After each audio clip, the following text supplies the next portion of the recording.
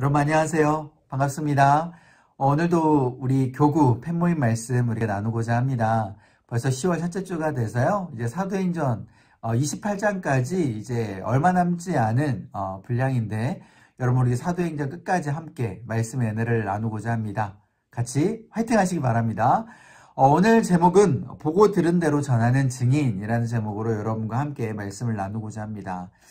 제목과 마찬가지로 바울이 하나님께 보고 들었던 거, 경험한 거, 그것을 그대로 전하는 그런 증인된 삶을 우리가 중점적으로 나누고자 합니다. 오늘 본문에 들어가기 앞서서 우리가 저번 시간에 했던 거 좀 기억나시나요? 본문 내용의 이해를 우리가 잠깐 좀 들어가면 좋겠는데요. 저번 시간 때 바울이 전도 여행을 마치고 와서 여러 가지 오해를 받았죠. 율법을 폐기했다. 전도 여행을 하면서 이방인들에게 복음을 전하는 그것이 아니라 율법을 지키면 안 된다라고 바울이 전하고 다녔다. 그래서 유대인들이 굉장히 화가 나서 바울에게 추궁하는 장면. 그래서 바울이 그 추궁 가운데 유대인들을 설득하기 위해서 직접 율법을 지키는 장면. 그죠? 나실인의 율법까지도 지키는 장면을 우리가 보았습니다. 우리가 이제 기대했던 건 이제 그 이후에는 유대인들이 바울의 말을 믿고 또 바울의 그 복음을 전하는 것을 이렇게 따라주는 것으로 우리 좀 기대할 수 있지만 그러지 않았어요. 안타깝게도 다른 또 유대인들이 들고 일어나기 시작을 했습니다. 이번에는 어떤 걸 들고 일어나느냐? 다른 이방인들을 데리고 금지된 구역, 이방인이 절대 들어와서는 안 되는 성전으로 이방인들을 끌고 들어와서 하나님께 예배를 드리게 했다라는 그러한 이제 오해를 받게 된 것이죠. 이러한 부분 때문에 유대인들은 화가 났습니다. 그래서 바울을 잡으려고 했고 바울을 고초를 겪게끔 하려고 유대인들이 이제 들고 일어난 것이죠. 그렇게 굉장한 큰 소요 사태가 일어나다 보니까 당시에 로마의 그 천부장이었던 사람이 이 바울을 보호하게 됩니다. 그래서 바울을 지키게 되었고 바울을 따로 격리시키게 된 것이죠. 그래서 바울은 그 가운데서도 자신이 거짓 선지자도 아니고 자신이 분명히 출신이 율법학자였고 또 대율법학자였던 가말리엘의 문화에서 배웠던 사람이다 라는 것을 어필하면서 이 천부장에게 요청을 하게 되죠. 자신이 유대인들 앞에서 변호할 기회를 달라라고 요청을 하죠. 그래서 오늘 본문은 이 유대인들 앞에서 바울이 자신은 율법을 배웠고 철저히 지켰던 사람이지만 부활하신 예수님을 만나서 왜 그렇게 복음을 전했고 그렇게 할 수밖에 없었던 상황에 왔던 것인지를 오늘 본문의 가운데 바울은 증언하게 됩니다. 그래서 자신의 이런 증언된 삶이 왜 시작하게 됐는지를 오늘 보여주게 되는 본문이게 되는 것이죠. 자, 그러면 오늘 사도행전 22장 12절에서 21절까지 말씀을 우리 같이 읽어보도록 하겠습니다.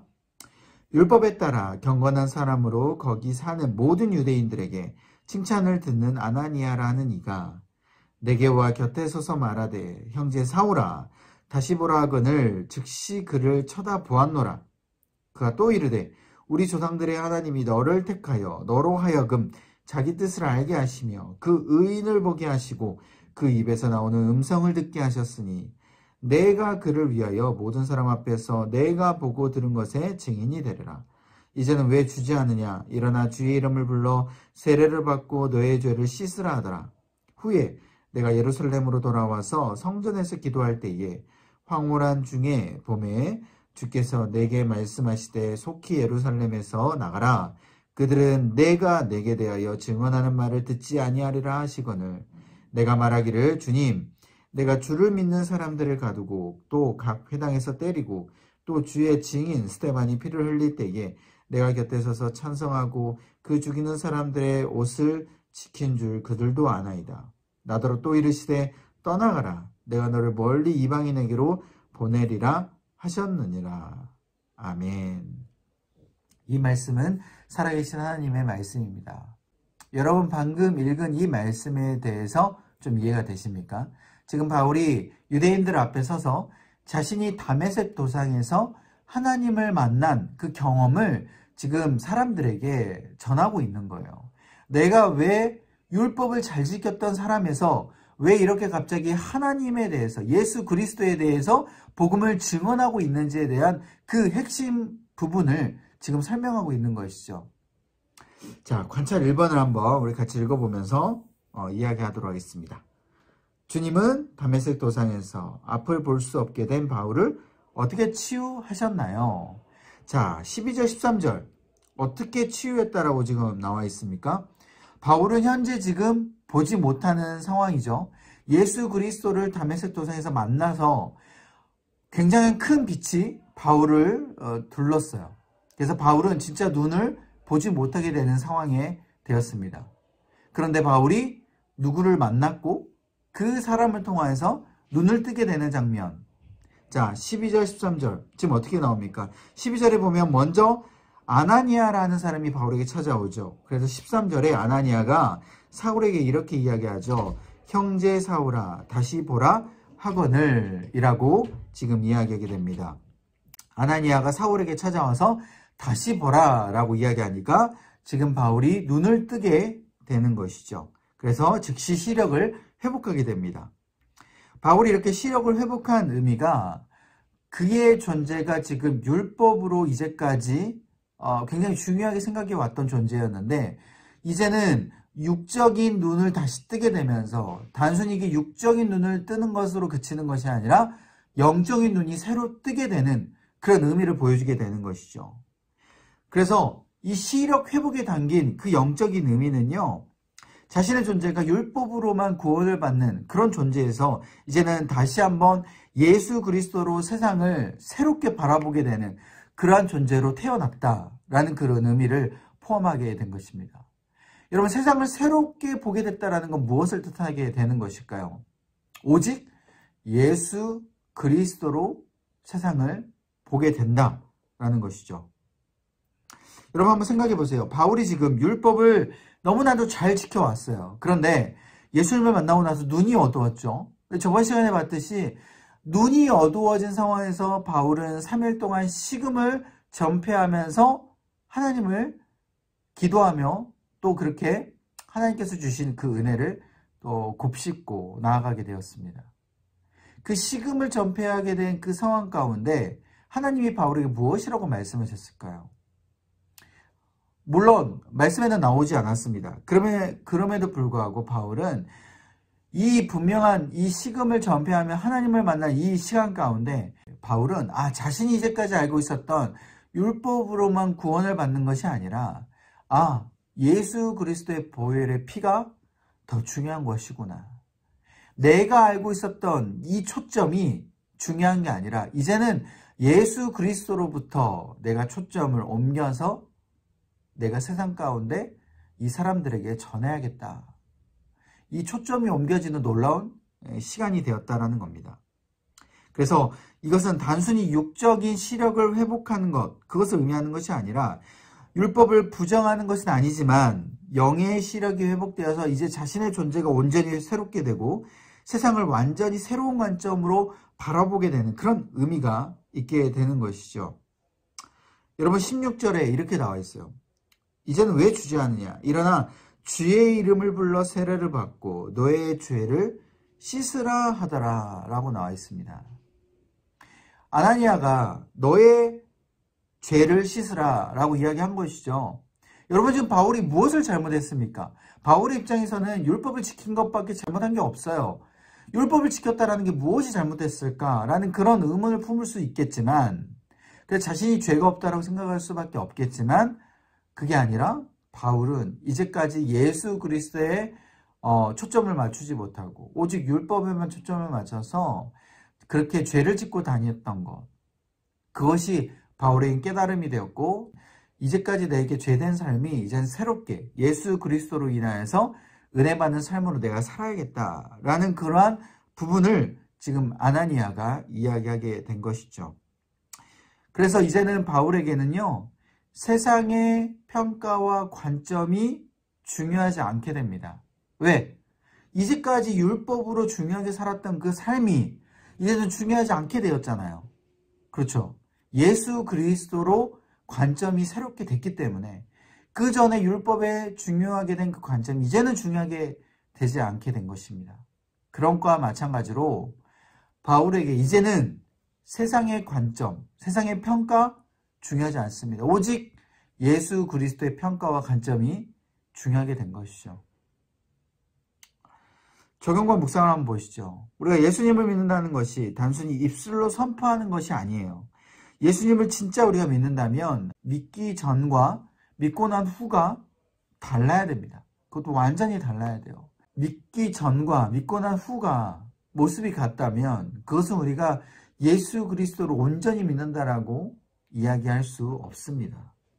우리에게는 예수 그리스도를 믿고 난 이후의 삶이 완전히 달라져야 돼요. 우리의 전인적인 존재가 새롭게 되었기 때문에 나의 생각에서 예수님의 생각으로 온전히 변화되어야 되는 것이죠. 그리고 나의 중심에서 예수님 중심으로 완전히 초점이 변화되게 되어야 돼요. 예수님 믿기 전에는 나의 생각, 나의 삶, 그리고 나의 중심이었다면 예수님 믿고 난 이후에는 예수님의 생각으로, 예수님 중심으로 변화되게 되어야 된다는 것이죠. 그랬을 때 다른 사람의 생각과 다른 사람의 평가가 중요했던 그러한 삶이 이제는 예수님에 대한 평가와 예수님에 대한 관점이 중요한 삶으로 변화되게 되는 것입니다.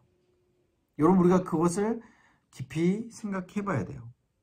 그래서 여러분, 나눔을 한번 보시죠. 우리가 예수님을 처음 믿었을 때 우리의 신앙과 우리의 생각, 우리의 모습이 어땠습니까? 예수님의 관점이었잖아요. 예수님의 마음이었어요.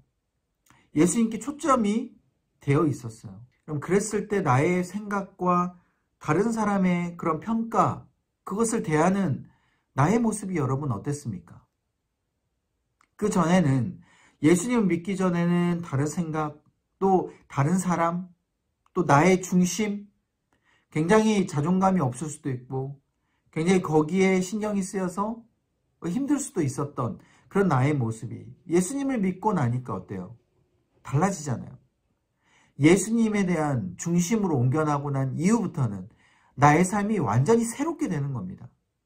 그 의미 없던 삶이 이제는 의미 있던 삶으로 변화되게 되어지고 이제 예수님께서 나에게 주셨던 그 사랑이 나에게는 더 중요하게 되는 거예요.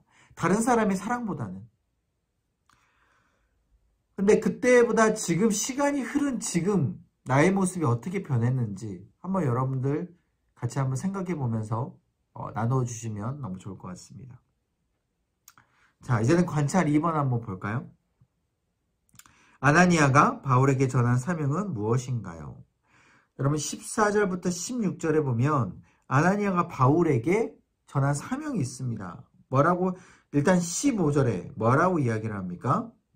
내가 보고 들은 것에 증인이 되리라. 내가 보고 들은 것. 바울이 지금 보고 들은 것이 뭡니까? 다메섹 도상에서 지금 어떤 걸 보았고 어떤 걸 들었어요? 사울아 사울아, 내가 핍박하는 예수 그리스도다 라는 그 음성을 들었어요. 바울은 충격을 먹었죠. 내가 지금 예수님을 핍박했다고? 주님을 핍박했다고?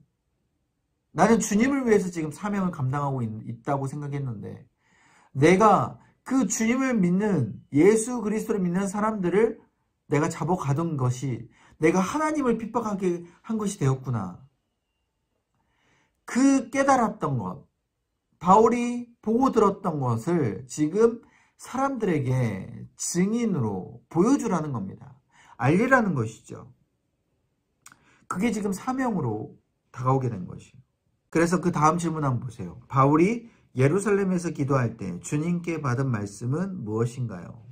17절부터 21절까지 여러분 어떻게 되어 있습니까? 먼저 18절 내게 말씀하시되 속히 예루살렘에서 나가라. 그들은 내가 내게 대하여 증언하는 말을 듣지 아니하리라 하시거늘.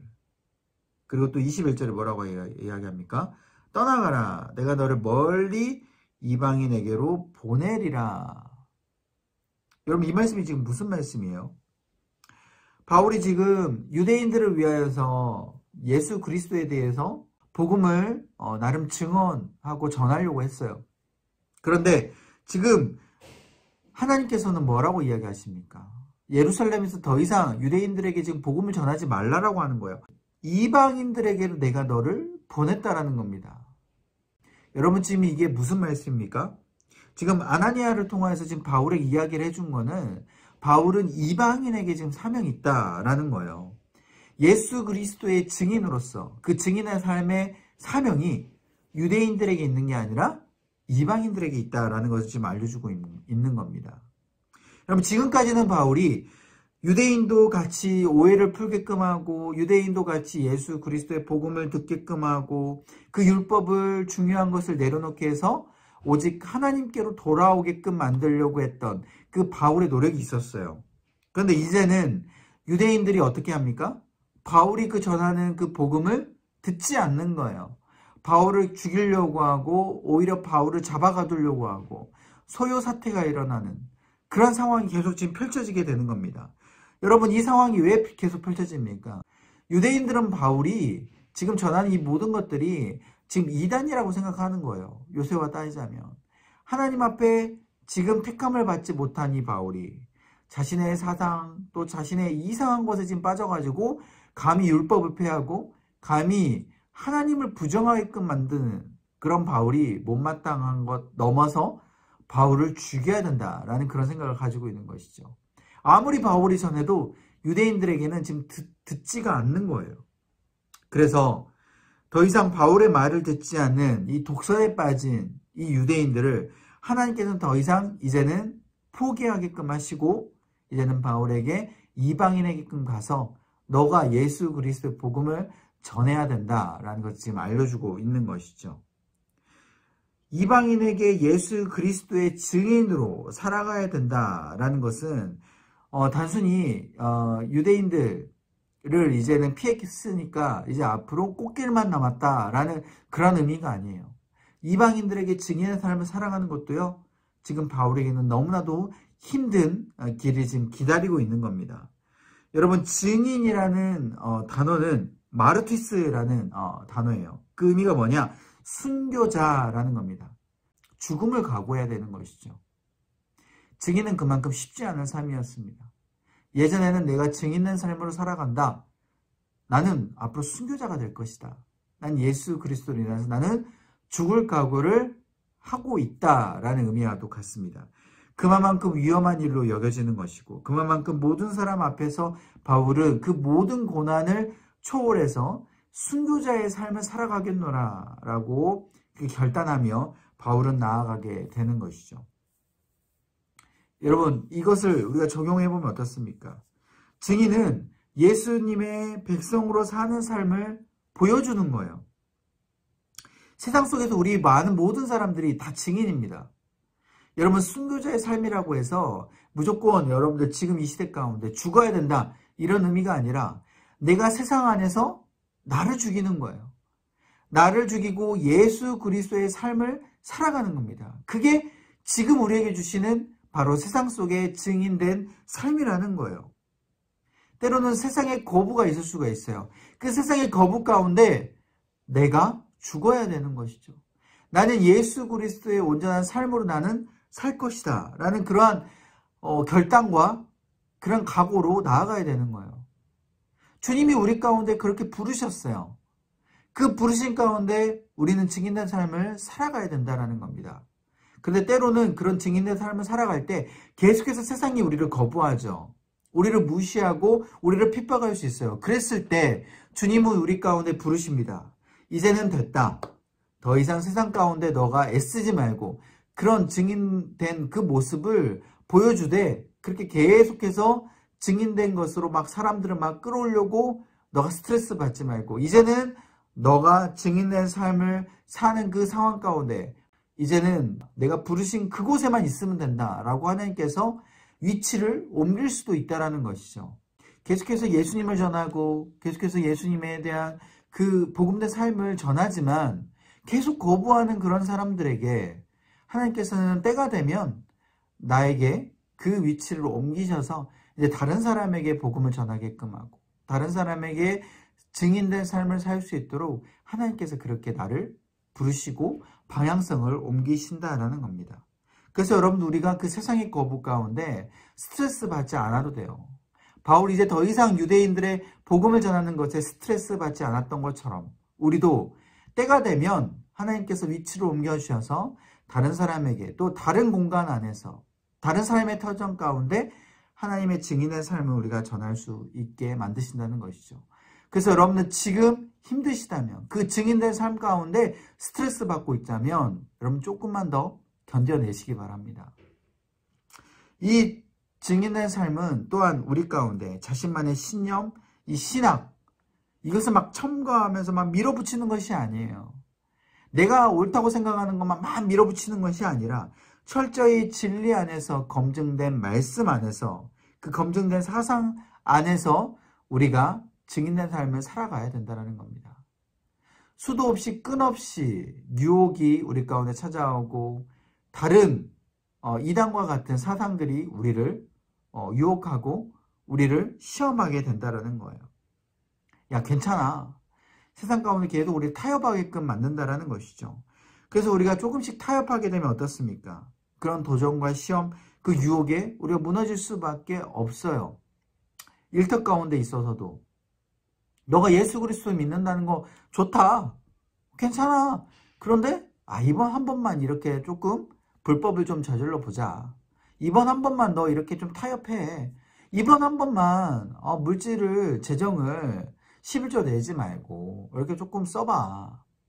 라고 계속 유혹하고 시험거리를 우리 가운데 던져주게 된다라는 것이죠. 거기에 우리가 타협하면 어떻습니까? 한 번, 두 번 타협할 땐 괜찮지만 나중에는 완전히 무너지게 된다는 거예요. 그래서 여러분 증인된 삶이라는 건 한 공간 또 한 어떤 신념을 내가 가지고 끝까지 막 붙드는 그런 것이 아니고 하나님께서 원하시는 방향성 안에서 그리고 검증된 그 진리 안에서 내가 견디고 또 붙잡고 나아가다 보면 그래서 타협하지 않고 하나님의 진리 안에서만 내가 끝까지 붙들고 나아가다 보면 언젠가는 하나님께서 우리 가운데 찾아와 주시고 또 은혜 주시고 역사해 주실 줄 믿으시기 바랍니다. 우리가 조금만 증인으로서 예수 그리스도의 백성으로서 사는 삶을 우리가 조금만 결단하고 붙든다면 여러분 우리는 결코 무너지지 않습니다. 우리에게는 이런 도전과 시험, 유혹을 이길 만한 힘과 능력을 분명히 하나님께서 주셨어요. 하나님께서 바울에게 말씀하신 그 사명이 우리에게도 적용이 되는 거예요. 나눔입니다. 일터 가정 등에서 예수님의 증인으로 살아가려 할 때에 분명히 많은 도전, 시험, 유혹들이 있잖아요. 이게 어떤 것들이 있는지 한번 나눠주셨으면 좋겠고 또한 증인으로서 살 때에 그 나에게 어려운 부분이 각자 아마 다르실 겁니다. 그 어려운 부분이 무엇이며 또한 헷갈리게 만드는 그런 신앙의 도전들이 있다면 무엇이 있는지 여러분 한번 나눠주시면 좋을 것 같습니다. 결론입니다. 바울은 다메섹에서 빛 가운데 예수님을 만났죠. 그 예수님을 만나는 그 시간이 너무나도 180도 달라진 새로운 존재로 변화되는 삶의 터닝 포인트점이 되는 그러한 사건이었어요. 그래서 바울은 이 시력이 회복하면서 자신의 예수님의 중심된 시력으로 변화되게 되었고 그 영적인 안목이 띄어지게 되면서 온전히 이제 예수님 중심된 사명을 붙드는 그런 삶으로 살아가게 되었습니다. 이 깨달음은요, 이제 유대인들의 사상과 평가에도 흔들리지 않게 됐어요. 오로지 주님께서 보내신 그 이방인의 복음 사명을 감당하기 위해서 가게 되는 이제 동기부여가 되는 그러한 삶으로 살아가게 되었다라는 겁니다. 그리고 우리가 주님의 증인으로서 사명을 이렇게 감당할 때에 원수의 방해와 도전, 그런 유혹, 시험이 찾아오지만 바울이 그런 도전과 시험, 유혹을 무리치고 증인된 삶을 살았던 것처럼 우리도 주님을 바라보고 인내하면서 사명을 감당하며 나아가시기를 간절히 바라겠습니다. 기도하겠습니다. 하나님, 이 세상 가운데 너무나도 많은 유혹과 시험 또 도전들이 우리에게 앞에 밀려오게 됩니다. 현실과 타협하고 싶을 때가 있으며 너무나도 힘들어서 증인된 삶을 포기하고 싶고 그 예수 그리스도의 백성으로서 사는 삶을 내려놓고 싶을 때가 있습니다. 그렇지만 오늘 말씀을 통하여 다시 한번 주님을 붙듭니다. 다시 한번 증인된 삶을 우리가 살아가기를 소망합니다. 주님께서 우리를 만나 주셨던 것처럼, 우리를 만나 주셔서 사명을 주셨던 것처럼, 우리를 만나 주셨을 때 내가 너를 사랑한다, 내가 너와 함께 있다, 내가 앞으로 너를 통하여서 놀라운 주님의 복음된 삶을 살아가게 하겠노라 라고 말씀해 주시는 그 주님의 음성처럼 다시 한번 우리가 힘을 얻고 나아갈 수 있도록 인도하여 주옵소서. 예수님을 만난 그때를 기억하며 다시 한번 힘을 얻고 나아가게 하여 주옵소서. 각자 삶에 처해진 그 모든 상황은 다르지만 한 분 하나님이신 그 놀라운 그 주님의 은혜를 붙들고 힘들 때마다 이 말씀을 기억하여서 주님의 평생 증인된 삶을 살아갈 수 있도록 우리 모든 성도님들 가운데 붙들어 주옵소서. 이 모든 말씀 예수님의 이름으로 간절히 기도합나이다. 아멘.